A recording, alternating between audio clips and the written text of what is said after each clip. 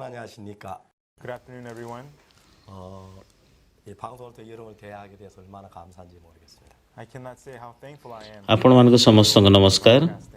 제 인생에 예수님을 알고 난 뒤에 창세기 broadcasting ଦ୍ୱାରା ମୁଁ ଆପଣମାନଙ୍କୁ ଖୁସି ଅଛି। The book of Genesis has greatly influenced my life. 여러분에게 창세기를 가지고 내 마음에 주던 은혜를 같이 나누고 ମୋ ଜୀବନ କାଳରେ ପ୍ରଭୁ ଯୀଶୁ ଖ୍ରୀଷ୍ଟଙ୍କ ମୁଁ ଭେଟ ହୋଇସାରିଲା ପରେ ଆଦି ପୁସ୍ତକ ମୋ ଜୀବନ ଉପରେ ବହୁତ ପ୍ରଭାବ ପକାଇଅଛି। 창세기 안에 있는 주님을 더 깊이 발견하고 ସେଥିପାଇଁ ଆମମାନେ ସ୍ଥାନକୁ ପ୍ରସ୍ତୁତ କରିଅଛୁ ଯେଉଁ ଅନୁଗ୍ରହ ମୁଁ ପାଇଅଛି ଆଦି ପୁସ୍ତକ ଠାରୁ ତାହା ମୁଁ ଆପଣମାନଙ୍କୁ ଜଣାଇବା ପାଇଁ ଚାହେଁ।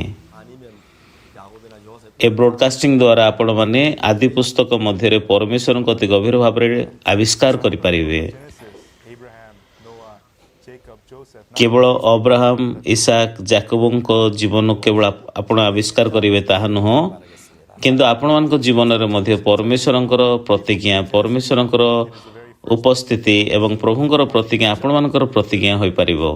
We'll read from Genesis chapter 1, verse 1. ଦୟାକରିକି ଆପଣମାନେ ସମସ୍ତେ ଆଦି ପୁସ୍ତକ Beginning, God created କାଢ଼ନ୍ତୁ।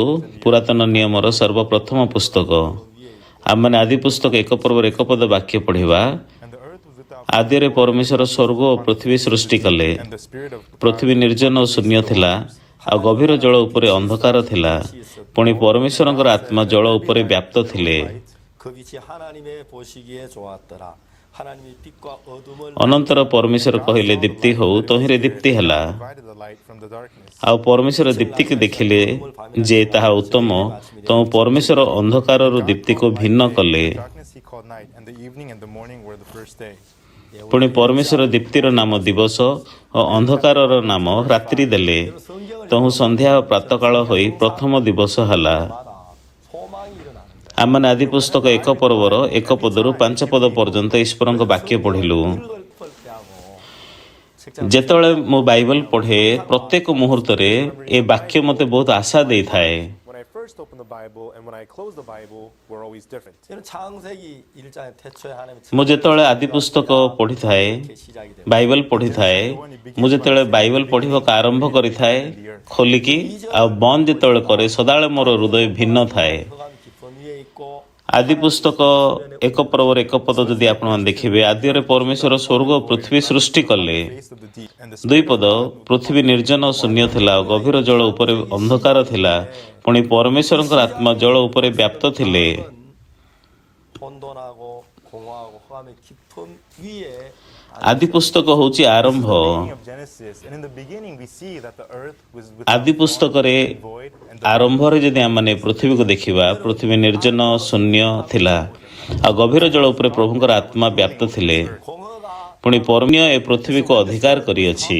by beings and by darkness. ପୃଥିବୀ ନିର୍ଜନତା ବର୍ତ୍ତମାନ ପୃଥିବୀକୁ ଅଧିକାର କରିକି ଅଛି। 뭘 기대할 수가 있겠어요? What ଯେତେବେଳେ do you expect from this earth? ନିର୍ଜନ ଶୂନ୍ୟ ଆଉ ଅନ୍ଧକାର ଥିଲା, ଅନ୍ଧକାର ଚାରିଆଡ଼େ ଘେରିଥିଲା, ତ ବର୍ତ୍ତମାନ ପୃଥିବୀକୁ ଯଦି ଆମେ ଦେଖିବା, ପୃଥିବୀରେ କ'ଣ ଆଶା ପାଇବା?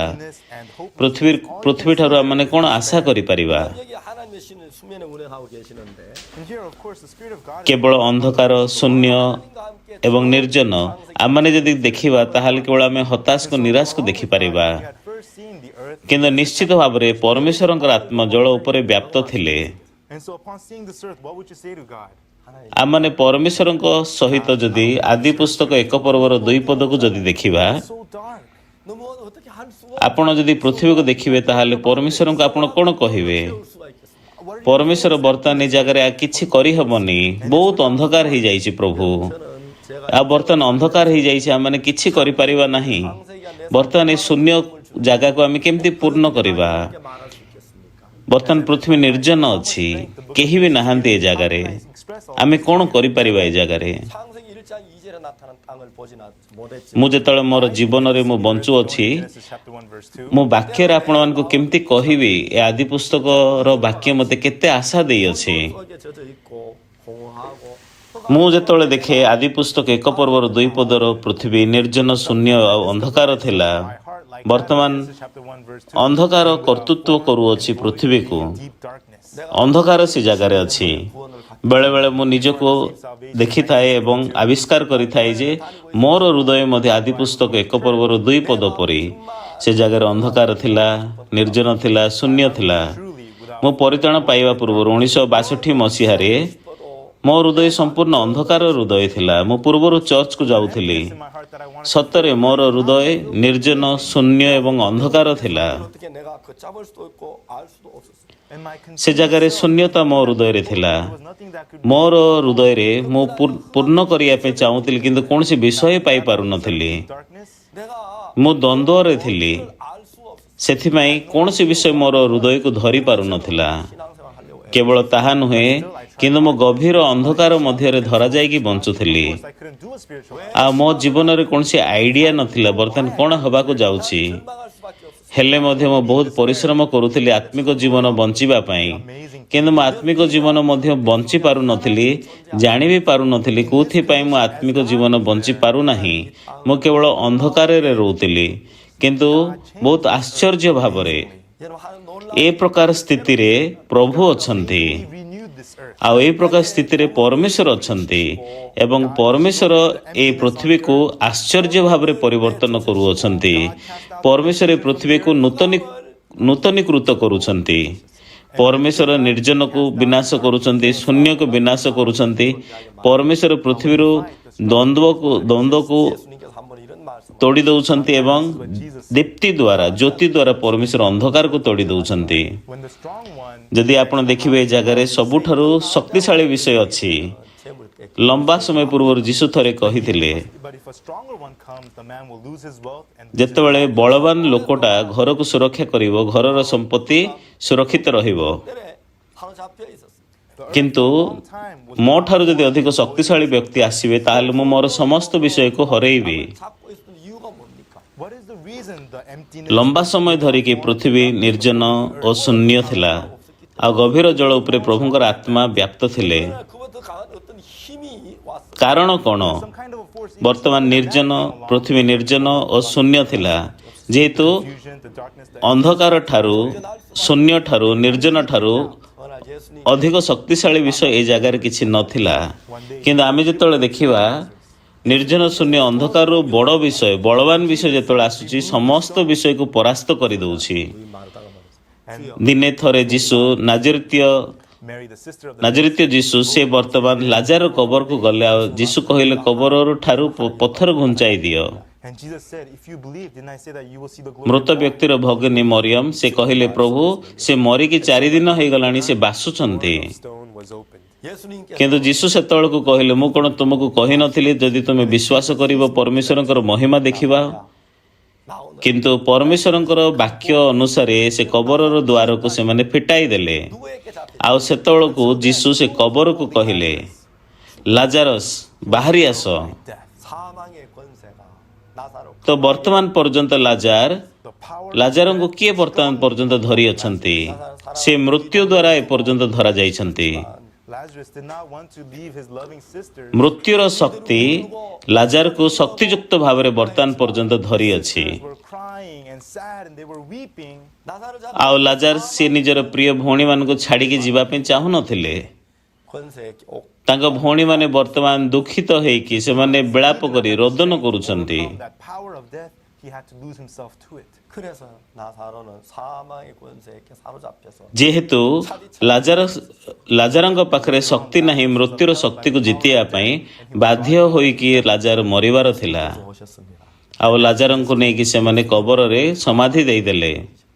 ବର୍ତ୍ତମାନ ଲାଜାର ସେ ମୃତ୍ୟୁର ଶକ୍ତି ଦ୍ୱାରା ଧରାଯାଇଛନ୍ତି ଆଉ ସେ ସଢ଼ି ଯାଇଛନ୍ତି।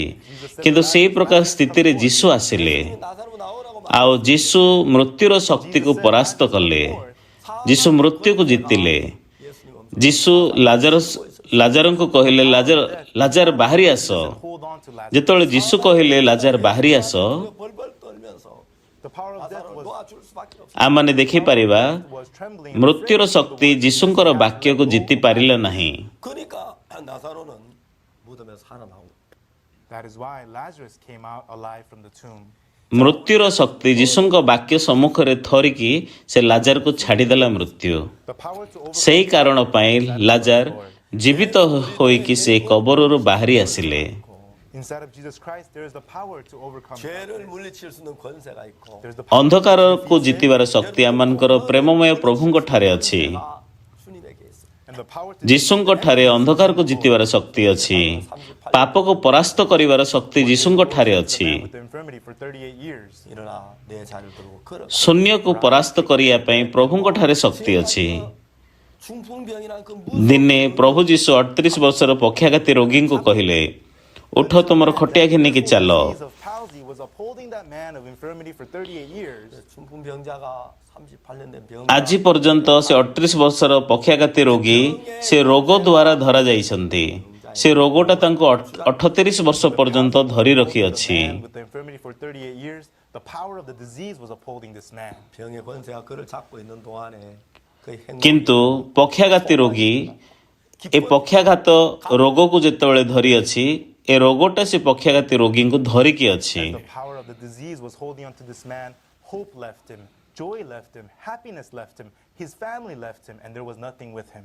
예수님께서 말씀. ମୃତ୍ୟୁର ଶକ୍ତି ଯେତେବେଳେ ବର୍ତ୍ତମାନ 38 ବର୍ଷର ପକ୍ଷାଘାତୀ ରୋଗୀଙ୍କୁ ଧରିକି ଅଛି, ସେତେବେଳକୁ ତାଙ୍କ ପରିବାର ତାଙ୍କୁ ଛାଡ଼ିକି ପଳେଇଗଲେ।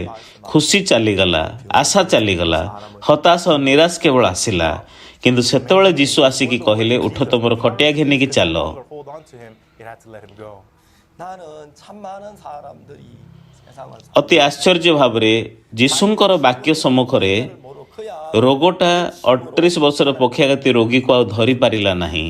Truly many people I saw who ଆଉ 38 ବର୍ଷର ପକ୍ଷାଘାତୀ ରୋଗୀଙ୍କୁ ସେ ରୋଗଟା ଛାଡ଼ିଦେଲା ଯୀଶୁଙ୍କ ବାକ୍ୟ ଦ୍ୱାରା। 혼돈하고 ବାକ୍ୟ ଯେତେବେଳେ ଆସିଲା, 아픈 공허 속에 있다 할지라도 no matter how much earth is without form, ଅନେକ ଲୋକମାନେ ଯେଉଁ ଶକ୍ତି 하나님의 ଆକ୍ରାନ୍ତ କରିଅଛି ଲୋକମାନଙ୍କୁ, ବର୍ତ୍ତମାନ ସେମାନେ ଚେଷ୍ଟା କରୁଛନ୍ତି ପ୍ରଭୁଙ୍କ ସେବା କରିବା ପାଇଁ, କିନ୍ତୁ ସେମାନେ ପାରୁନାହାନ୍ତି। from that power that's ବର୍ତ୍ତମାନ ଲମ୍ବା ସମୟ ଧରିକି ପୃଥିବୀକୁ ଅନ୍ଧକାର ଧରିଅଛି।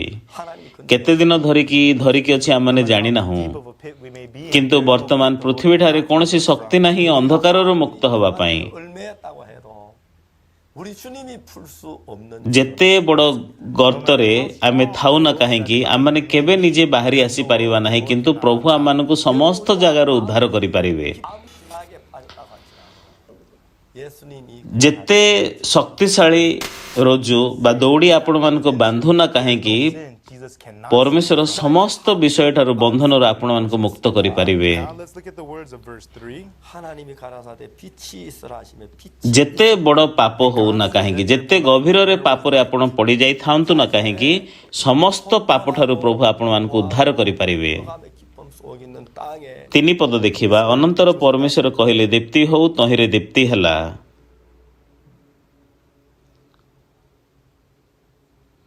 ଏ ପୃଥିବୀକୁ ଯଦି ଆମମାନେ ଦେଖିବା, ଏ ପୃଥିବୀ ନିର୍ଜନ ଶୂନ୍ୟ ଅନ୍ଧକାର ଥିଲା। The Lord came and now he କିନ୍ତୁ began to ବର୍ତ୍ତମାନ work. ପରମେଶ୍ୱର ଆସିଲେ ଏବଂ ପରମେଶ୍ୱର କାର୍ଯ୍ୟ କରିବା ପାଇଁ ଆରମ୍ଭ କଲେ। 자주 사람들을 만납니다. As I ମୁଁ minister, ଯେମିତି ସେବା କାର୍ଯ୍ୟ କରୁଅଛି, ମୁଁ ଅନେକ ଲୋକମାନଙ୍କୁ ଭେଟିଥାଏ।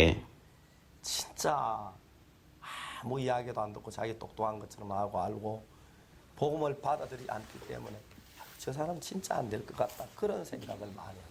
and when I meet some ମୁଁ ଯେତେବେଳେ ଲୋକମାନଙ୍କୁ people ଭେଟିଥାଏ, in the world, they don't want to accept the gospel. ବହୁତ ସ୍ମାର୍ଟ ଲୋକମାନେ ଅଛନ୍ତି, ଆଉ ସେମାନେ ସୁସମାଚାରକୁ ଗ୍ରହଣ କରିପାରନ୍ତି ନାହିଁ। ମୁଁ ଯେତେବେଳେ ସେହି ପ୍ରକାର ଲୋକମାନଙ୍କୁ ଦେଖିଥାଏ, ମୁଁ ଭାବିଥାଏ ମୁଁ ସେମାନଙ୍କ ପାଇଁ କିଛି କରିପାରିବି ନାହିଁ। One of the sisters' house. ଦିନେ ମୁଁ ଜଣଙ୍କ ଘରକୁ ଯାଇଥିଲି, ଆମମାନଙ୍କର ଭଉଣୀଙ୍କ ଘରକୁ ଯାଇଥିଲି। And that sister, it had not been long since she moved here from ଆଉ India. ସେ ଭଉଣୀ ଇଞ୍ଚନରୁ ଏ ସ୍ଥାନକୁ ଆସିଥିଲେ, ଆଉ ବହୁତ ଦିନ ହୋଇନଥିଲା। See her, her husband was a rice. କିନ୍ତୁ ମୁଁ ଯେତେବେଳେ ତାଙ୍କୁ ଦେଖା କରିବା ପାଇଁ ଗଲି, ତାଙ୍କ ସ୍ୱାମୀ 나오는데 ସେ ଚାଉଳ ବିକାଳି ଥିଲେ, ସେ ଚାଉଳ ବିକ୍ରି କରୁଥିଲେ। So I went to have service, and then I went to visit her house, and then her husband was unloading the ଆଉ ମୁଁ rice. ଯେତେବେଳେ ତାଙ୍କ ଘରକୁ ଗଲି ଉପାସନା କରିବା ପାଇଁ, ପ୍ରାର୍ଥନା କରିବା ପାଇଁ, ସେତେବେଳକୁ ତାଙ୍କର ସ୍ୱାମୀ ସେ ଗାଡ଼ିରୁ ଚାଉଳ ବସ୍ତାକୁ ଅନଲୋଡ୍ କରୁଥିଲେ। ମୁଁ ତାଙ୍କୁ ଯାଇକି ନମସ୍କାର ଜଣେଇଲି, ଆଉ ଜଣେଇଲି ମୁଁ ହେଉଛି pastor.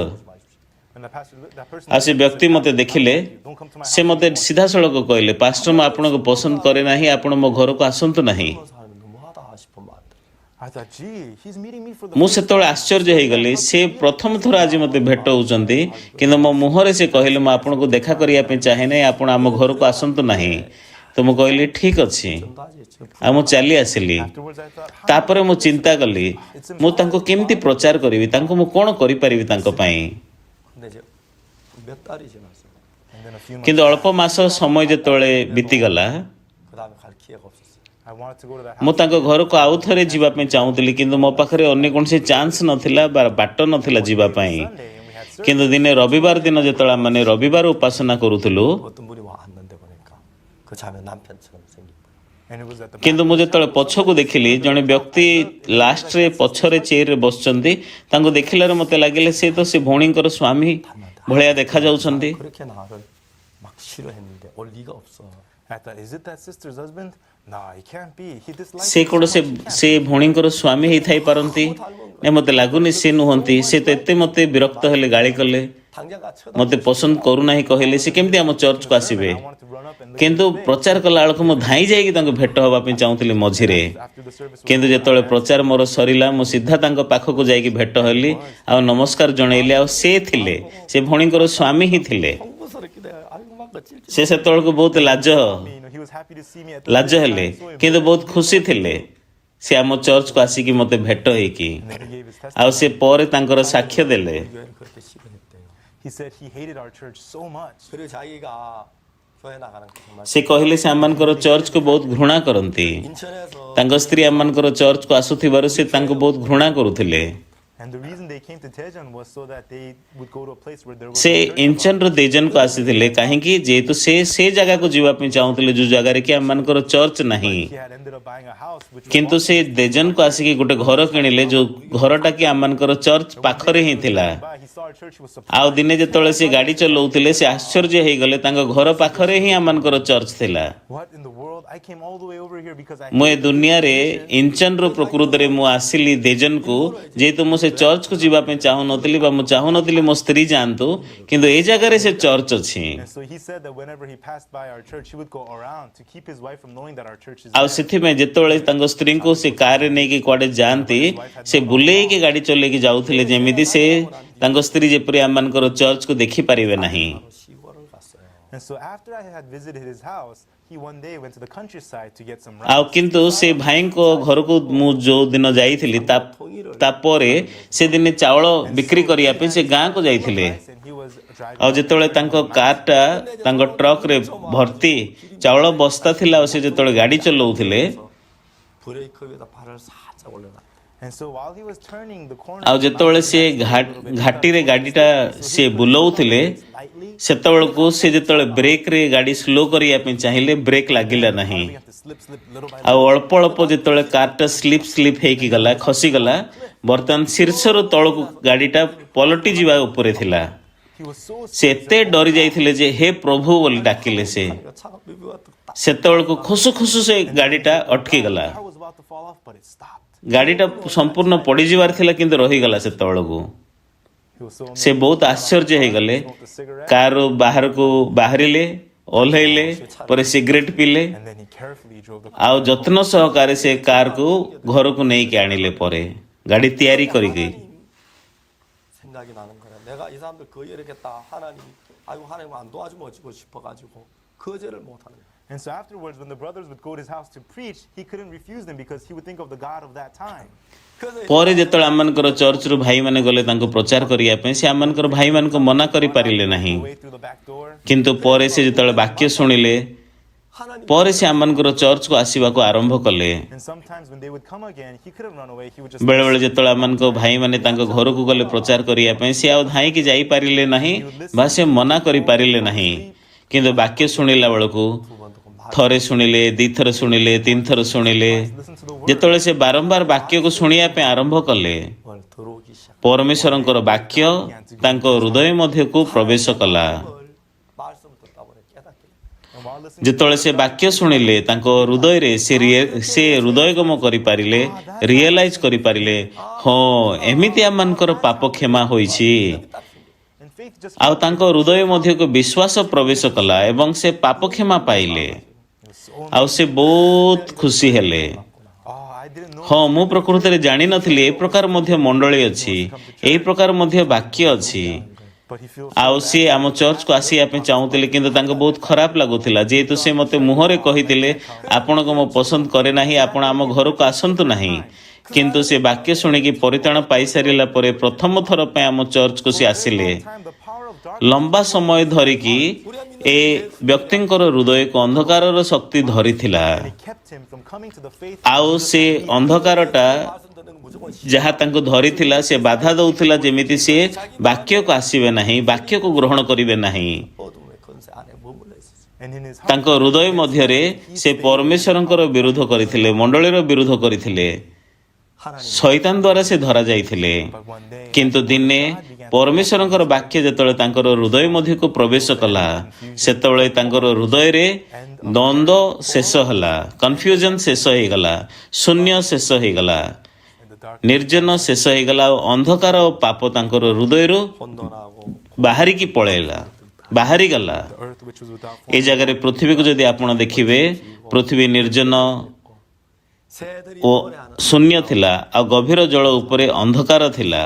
it was changed into a beautiful କିନ୍ତୁ garden where flowers ବର୍ତ୍ତମାନ ଏ ପୃଥିବୀ ସମ୍ପୂର୍ଣ୍ଣ ଭାବରେ ପରିବର୍ତ୍ତନ ହୋଇ ପ୍ରଭୁଙ୍କର ଉଦ୍ୟାନ ପରି ସୁନ୍ଦର ବଗିଚା, ଯୋଉଠି ଫୁଲ ବହୁତ ସୁନ୍ଦର ଭାବରେ ଫୁଟୁଛି, ଚଢ଼େଇ ଉଡୁଛନ୍ତି, କାନ୍ଦୁଛନ୍ତି, ଏ ପ୍ରକାର ସୁନ୍ଦର ବଗିଚା ହେଇଯାଉଛି।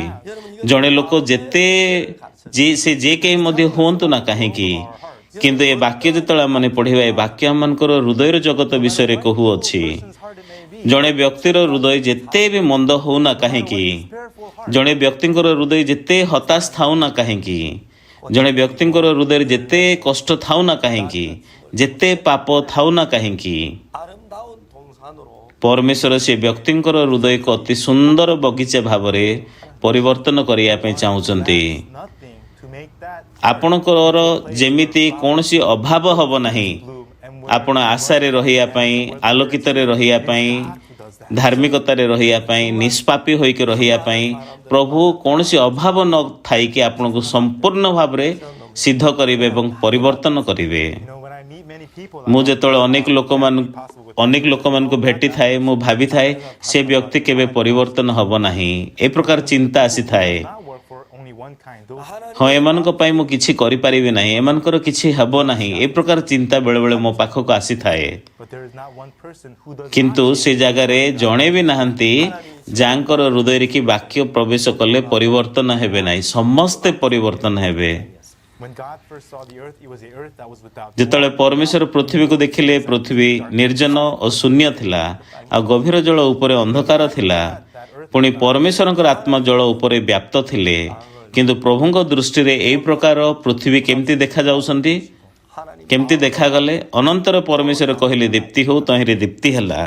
And so, when God saw the earth that was without form and void and in darkness, in his heart he drew another. ପରମେଶ୍ୱର ଯେତେବେଳେ ଦେଖିଲେ ପୃଥିବୀକୁ ନିର୍ଜନ, ଶୂନ୍ୟ, ଅନ୍ଧକାର, ସେତେବେଳେ ପ୍ରଭୁ ନିଜର ହୃଦୟରେ ଆଉ ଏକ ସୁନ୍ଦର ପୃଥିବୀକୁ କଳ୍ପନା କରିଥିଲେ, 새들이 노래하는 ଯେଉଁ ପୃଥିବୀରେ କି ସୁନ୍ଦର ବଗିଚା ରହିବ, ସେ ଜାଗାରେ ଚଢ଼େଇ, ପଶୁ, ପକ୍ଷୀ ବୁଲି ପାରିବେ, ଉଡ଼ି ପାରିବେ, ଗୀତ ଗାଇପାରିବେ। Emptiness that has no ଆଉ ଏକ ପୃଥିବୀ, ଯେଉଁ ପୃଥିବୀରେ କି କୌଣସି ଅନ୍ଧକାର ନାହିଁ, ଯେଉଁଠିକି ସୁନ୍ଦର ଗଛ ଲତା ହେବ ଆଉ ବହୁତ ଭଲ ଫୁଲ ଫୁଟିବ, ଫଳ ଫଳିବ, ସେଇ ପ୍ରକାର ପୃଥିବୀ ପ୍ରଭୁ ତାଙ୍କ ମନ ମଧ୍ୟରେ କଳ୍ପନା କରିଛନ୍ତି। ଆଉ ପରମେଶ୍ୱର ଏହି ପ୍ରକାର ପୃଥିବୀକୁ ସୃଷ୍ଟି କରିବା ପାଇଁ, କାର୍ଯ୍ୟ କରିବା ପାଇଁ ସେ ନିଜର ବାକ୍ୟ ଦ୍ୱାରା କହିବା ପାଇଁ ଆରମ୍ଭ କଲେ। ସେଥିପାଇଁ ପରମେଶ୍ୱରଙ୍କର ହୃଦୟରେ ଯାହା ଅଛି ତାହା ସେ ନିଜର ବାକ୍ୟ ଦ୍ୱାରା ପ୍ରକାଶ କଲେ। ସେଥିପାଇଁ ପରମେଶ୍ୱର କହିଲେ ଦୀପ୍ତି ହଉ, ତହିଁରେ ଦୀପ୍ତି ହେଲା। ବର୍ତ୍ତମାନ ପର୍ଯ୍ୟନ୍ତ ପରମେଶ୍ୱର ଆମମାନଙ୍କ ଜୀବନରେ ଏ ପ୍ରକାର କାର୍ଯ୍ୟ କରୁଅଛନ୍ତି। 하나님에 의해서 빛 가운데 화평 가운데 소망 가운데 사는 사람을 많이 보았어요. ମୁଁ ଅନେକ ଲୋକମାନଙ୍କୁ ଦେଖିଅଛି ଯେଉଁମାନେ ହତାଶରେ, ନିରାଶରେ ବଞ୍ଚୁଥିଲେ, କିନ୍ତୁ ବର୍ତ୍ତମାନ ବାକ୍ୟ ପ୍ରବେଶ କରିସାରିଲା ପରେ ଆଶାରେ ବଞ୍ଚୁଛନ୍ତି, ଶାନ୍ତିରେ ବଞ୍ଚୁଛନ୍ତି, ଖୁସିରେ ବଞ୍ଚୁଛନ୍ତି। ପ୍ରିୟ ଶ୍ରୋତାଗଣ, ଆଉ ଯେ କେହି ମଧ୍ୟ ଆଜି ଆପଣ ଶୁଣୁଛନ୍ତି, ଆପଣଙ୍କର ହୃଦୟରେ ଅନ୍ଧକାର ଅଛି କି? ଆପଣଙ୍କର ହୃଦୟରେ ନିର୍ଜନ ଅଛି କି? ଆପଣଙ୍କର ହୃଦୟ ଶୂନ୍ୟ ଅଛି କି? ଆପଣଙ୍କର ଜୀବନ ଦ୍ୱନ୍ଦ୍ୱରେ ଅଛି କି? 예수님으로 ଆପଣଙ୍କର ହୃଦୟରେ ବହୁତ ଚିନ୍ତା ଅଛି କି? with what strength. ଆପଣଙ୍କର ହୃଦୟରେ ପାପ ଅଛି କି? ତାହେଲେ ଆପଣ କୋଉ ଶକ୍ତିରେ ପାପକୁ, ନିର୍ଜନକୁ, ଅନ୍ଧକାରକୁ ଜିତି ପାରିବେ? ପାପ ଆମମାନଙ୍କ ଠାରୁ ଶକ୍ତିଶାଳୀ, And when sin ଅନ୍ଧକାର ଆମମାନଙ୍କ ଠାରୁ ଶକ୍ତିଶାଳୀ। ପାପ ଏବଂ ଅନ୍ଧକାର ଆପଣଙ୍କୁ ଯଦି ଧରିବ, ତାହେଲେ ଆପଣ ନିଜର ବଳ ଦ୍ୱାରା କେବେ ତାହାକୁ ଜିତି ପାରିବେ ନାହିଁ। ଯେତେବେଳେ ଶୈତାନ ଆମମାନଙ୍କୁ ଧରିବ, ଆମମାନେ ତାର କବଳରୁ କେବେ ମଧ୍ୟ ନିଜ ଦ୍ୱାରା ମୁକ୍ତ ହୋଇପାରିବା ନାହିଁ। 발버둥치고 착한 일 하려고 했습니다. କିନ୍ତୁ ଅନେକ ଲୋକମାନେ ପାପ ଦ୍ୱାରା ଶୈତାନ ଦ୍ୱାରା ଧରାଯାଇକି ସଂଘର୍ଷ କରୁଛନ୍ତି ମୁକ୍ତି ପାଇବା ନିମନ୍ତେ ମୁକ୍ତ ହେବା ନିମନ୍ତେ କିନ୍ତୁ ଶେଷ ପର୍ଯ୍ୟନ୍ତ ତାହା କେବେ ମଧ୍ୟ ସମ୍ଭବ ନୁହଁ ତାହା ଅସମ୍ଭବ When the words of କିନ୍ତୁ ଦିନେ ପ୍ରଭୁ ଯୀଶୁଙ୍କର ବାକ୍ୟ ଯେତେବେଳେ ମୋ ହୃଦୟ ମଧ୍ୟରେ ପ୍ରବେଶ କଲା ଯେମିତି ଏଇ ଜାଗାରେ ପରମେଶ୍ୱର କହିଲେ ଦୀପ୍ତି ହଉ ତହିଁରେ ଦୀପ୍ତି ହେଲା 뭐 물어볼 필요도 없이 물러났습니다. darkness had to run away without ଅନ୍ଧକାର ବର୍ତ୍ତମାନ ଆଉ ସେ କିଛି ନ କହିକି ସେ ଧାଇଁ ପଳେଇବ କିନ୍ତୁ ଖ୍ରୀଷ୍ଟଙ୍କ ଶାନ୍ତି ଆମମାନଙ୍କର ହୃଦୟ ମଧ୍ୟକୁ ଆସିବ runs away with ଆଉ ପ୍ରକୃତରେ ଆମମାନଙ୍କର ହୃଦୟରେ ଅନ୍ଧକାର ଚାଲିଯିବ ପାପ ଚାଲିଯିବ ଯୀଶୁଙ୍କ ଆଶା ଆପଣମାନଙ୍କର ହୃଦୟକୁ ଯଦି ଅଧିକାର କରିବ ତାହେଲେ ଆପଣଙ୍କର ହୃଦୟରୁ ହତାଶଟା ଧାଇଁ ପଳେଇବ ବାହାରି ପଳେଇବ 새로운 세계를 건설하는 걸 ଆଉ ପ୍ରଭୁ ଆପଣ ସମସ୍ତଙ୍କୁ ଆଶ୍ଚର୍ଯ୍ୟମୟ ଜଗତକୁ କଢ଼େଇକି ନେବେ ଯୀଶୁ ଏବଂ ଆମମାନଙ୍କୁ ପରମେଶ୍ୱର ଏ ବିଷୟ ଶିଖଉଛନ୍ତି ବର୍ତ୍ତମାନ ଯେଉଁ ହୃଦୟ ଶୂନ୍ୟ ଅଛି ଅନ୍ଧକାର ଅଛି 제 말씀이 임하면 ନିର୍ଜନ ଅଛି ସେଇ ପ୍ରକାର ହୃଦୟରେ ପରମେଶ୍ୱର ବାକ୍ୟ ଦେବା ପାଇଁ ଚାହୁଁଛନ୍ତି ବାକ୍ୟର ଜ୍ୟୋତି ଦେବା ପାଇଁ ଚାହାନ୍ତି 깨끗한 땅이 되었습니다. it turned into a ଆଉ ଏ ପୃଥିବୀକୁ ଆମମାନେ ଯେତେବେଳେ ଦେଖିବା ବହୁତ ସୁନ୍ଦର ଆଲୋକିତ ସ୍ୱଚ୍ଛ ପୃଥିବୀରେ ପରମେଶ୍ୱର ଏ ପୃଥିବୀକୁ ପରିବର୍ତ୍ତନ କରୁଛନ୍ତି ଆଦି ପୁସ୍ତକ 1 ପର୍ବର 3 ପଦ ପରମେଶ୍ୱର ସମାନ କାର୍ଯ୍ୟ ଆପଣ ସମସ୍ତଙ୍କର ହୃଦୟରେ କରିବା ପାଇଁ ଚାହାନ୍ତି and God will work inside of your ପରମେଶ୍ୱର ଆପଣମାନଙ୍କର ହୃଦୟରେ ଶକ୍ତିଯୁକ୍ତ ଭାବରେ କାର୍ଯ୍ୟ କରିବା ପାଇଁ ଚାହାନ୍ତି and I've seen ମୁଁ many ଅନେକ ଲୋକମାନଙ୍କୁ ଦେଖିଅଛି ଏ ପ୍ରକାର ଭାବରେ ପରିବର୍ତ୍ତନ ହେବା not only that sisters husband କେବଳ ସେ ଭଉଣୀଙ୍କର ସ୍ୱାମୀ ପରିବର୍ତ୍ତନ ହେଲେ ତାହା ନୁହଁ but even murderers କିନ୍ତୁ ଯେଉଁମାନେ ନରହତ୍ୟା କରି ଜେଲ ଯାଇଥିଲେ ମର୍ଡର କରିଥିଲେ ମାଫିଆ ଲିଡର ମାନେ ଗୁଣ୍ଡାମାନେ drug addicts ନିଶା ସେବନକାରୀମାନେ ନିଶା ଛାଡ଼ୁ ନ ଛାଡ଼ି ପାରୁଥିବା ଲୋକମାନେ ସମସ୍ତେ ପରିବର୍ତ୍ତନ ହେବେ 범죄를 내쫓을 수 없지만 all of them they cannot be freed from the ambitions ନିଜର ଇଚ୍ଛା ଦ୍ୱାରା ନିଜର ଅଭିଳାଷ ଦ୍ୱାରା ସେମାନେ କେବେ ନିଜେ ମୁକ୍ତ ହୋଇପାରିଲେ ନାହିଁ କିନ୍ତୁ ପ୍ରଭୁଙ୍କ ଦ୍ୱାରା ହୋଇପାରିବେ but when Jesus Christ is upon them through the କିନ୍ତୁ ଯୀଶୁ ଖ୍ରୀଷ୍ଟ ଯେତେବେଳେ ବାକ୍ୟ ଦ୍ୱାରା ତାଙ୍କ ହୃଦୟ ମଧ୍ୟକୁ ପ୍ରବେଶ କରିବେ ସମସ୍ତ ବିଷୟ ସମାଧାନ ହୋଇଯିବ ଯେତେବେଳେ ଖ୍ରୀଷ୍ଟଙ୍କର ଶାନ୍ତି ଆପଣମାନଙ୍କର ହୃଦୟରେ ପ୍ରବେଶ କରିବ the earth that was without form and void and then ଆଉ ଯେଉଁ ପୃଥିବୀ ନିର୍ଜନ ଓ ଶୂନ୍ୟ ଥିଲା ଆଉ ଗଭୀର ଜଳ ଉପରେ ପ୍ରଭୁଙ୍କର ଆତ୍ମା 새들이 노래 ଗଭୀର ଜଳ ଉପରେ ଅନ୍ଧକାର ଥିଲା 아름다운 낙원으로 변한 것처럼 ପୁଣି ପରମେଶ୍ୱରଙ୍କର ଆତ୍ମା ଜଳ ଉପରେ ବ୍ୟାପ୍ତ ଥିଲେ କିନ୍ତୁ ସେ ଜାଗାରେ ପରମେଶ୍ୱର ଅନନ୍ତର ପରମେଶ୍ୱର କହିଲେ ଦୀପ୍ତି ହଉ ତହିଁରେ ଦୀପ୍ତି ହେଲା ଓ ଏହି ପ୍ରକାର ଭାବରେ ପରିବର୍ତ୍ତନ ହେଲା 마음으로 성경의 끝을 맺습니다. no matter where you look in the ଆପଣ ବାଇବଲର ଯେକୌଣସି ସ୍ଥାନରେ ଦେଖନ୍ତୁ ନା କାହିଁକି 하나님 여러분 마음에도 그 일을 행하시기를 원하십니다. and God wants to do that ଆଉ ପରମେଶ୍ୱର ଆପଣମାନଙ୍କର ହୃଦୟରେ ସେ କାର୍ଯ୍ୟ କରିବା ପାଇଁ ଚାହାନ୍ତି as you continue to listen to this broadcast ଯେତେବେଳେ ଆପଣମାନେ ଏ ବ୍ରଡକାଷ୍ଟିଂକୁ ଆପଣ ଶୁଣିବେ when the word enters ଏ ବାକ୍ୟକୁ ଯେତେବେଳେ ଶୁଣିବେ ବାକ୍ୟ ଆପଣମାନଙ୍କର ହୃଦୟରେ ପ୍ରବେଶ କରିବ 죄 ଏବଂ ଅନ୍ଧକାର ପାପ ଅସୁରକ୍ଷିତ ହୃଦୟ ଭୟ ପ୍ରଭୁ ନଷ୍ଟ କରିଦେବେ ଏବଂ ପରମେଶ୍ୱରଙ୍କର ବାକ୍ୟ ଦ୍ୱାରା changed to a ଆପଣଙ୍କର ହୃଦୟ ଗୌରବମୟ ହୃଦୟରେ ପରିବର୍ତ୍ତନ ହେବ ଆଜି ଏତିକି ଆମମାନେ କଥାବାର୍ତ୍ତା କରିବା ବହୁତ ବହୁତ ଧନ୍ୟବାଦ ଆପଣମାନଙ୍କୁ ଶୁଣିଥିବାରୁ ଆସନ୍ତା ଥର ଭେଟ ହେବା ନମସ୍କାର